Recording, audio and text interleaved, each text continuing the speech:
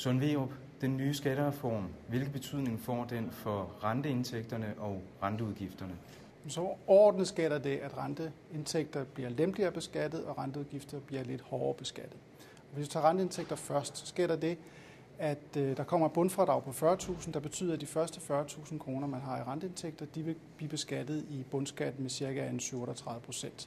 Hvis man er oppe at betale topskat, så ville det være sådan i år, at man bliver beskattet i topskatten, altså op til 59% af ens renteindtægter, men der går det her bundfradrag ind og giver en skattelempelse, som er på ca.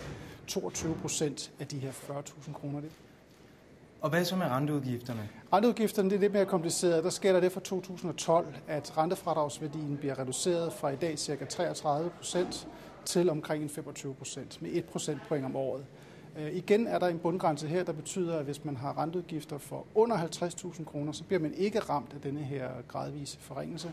Men hvis man har over, så bliver man så ramt af den. Og for ægtepar, der er det så 100.000 kroner. Og hvis du helt overordnet skal konkludere, hvordan skal vi så forholde os i år?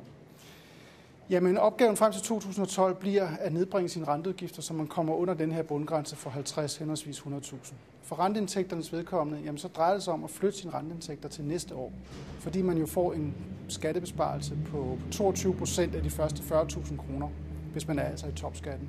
Så hvis man kan flytte sine renteudgifter, får man besparelse, og det kan man gøre enten ved at købe en obligation, som giver en rente næste år og ikke i år, eller lave en konto i sin bank, som har en rentetilskrivning i 2010.